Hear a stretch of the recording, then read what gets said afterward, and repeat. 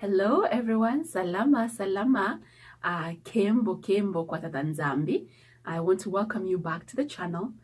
For those that are new, my name is Teresa Wairimo, and today I would like to share with you about farming. For those of you that grew up in Africa, we've grown up with farming, growing your own food and your own crops. And I just wanted to share with you, when things get hard, when times get hard, the basic survival needs is your food, water, and your clothes. So just wanted to share with you about a little bit about farming, and don't neglect the basics. So there's some things that we all need to know, like how to survive, how to make a fire, and water, about being able to get some clean water, and also be able to grow your own food. And this is for mainly people on the continent in Africa, and or for those that have a piece of land where you're able to grow your own food. And just wanted to encourage you, don't forget, it's very, very important to be able to grow your own food. At least even if things got really bad, you can grow your own food. Otherwise, be blessed.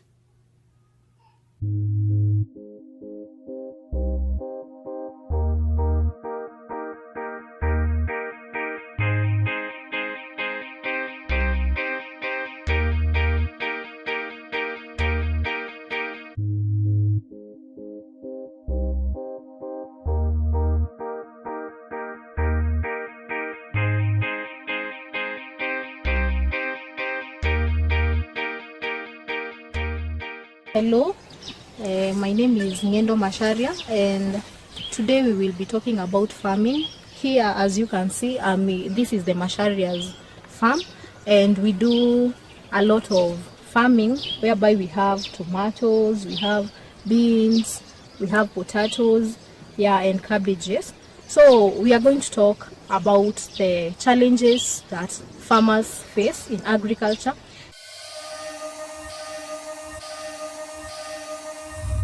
And one, as you can see, I'm holding a rotten tomato, whereby you are faced with extreme weather conditions, like a lot of rainfall, extreme sunlight, which affects the tomatoes. Like, for example, as you can see in this one, it is spoiled.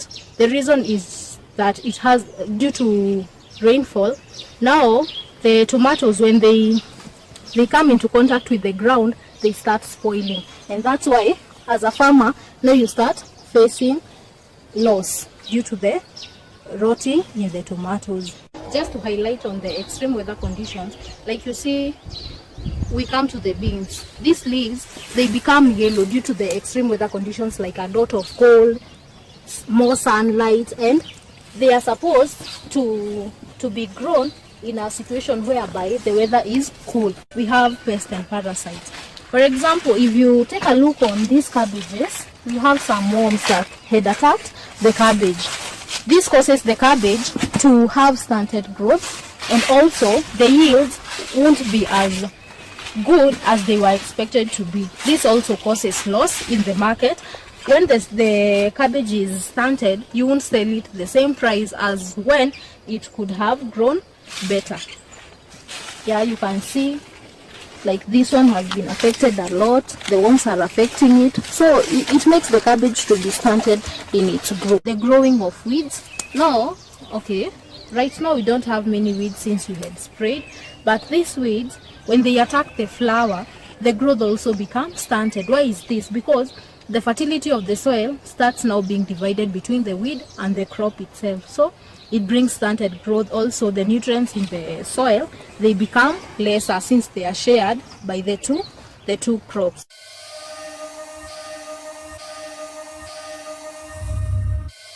I'm going to talk about the advantages of farming, and one of the advantages is that it creates job employment. For example, here in this farm, I don't work alone, and we don't work as a family. We have created employment for the people around this area, and also for the youth around this area. So creating employment to those people, instead of them staying idling and doing other things, they have work to do. On our next advantage is that it's a source of income. This source of income comes whereby we distribute, like, the cabbages and the tomatoes to the schools around this place. We also have a market from our nearing neighbors, whereby they come and purchase their food in this place. The another advantage is that it's a source of food for us and the workers. Like, we don't purchase some things like tomatoes, cabbages, potatoes. We use the ones that we have planted ourselves.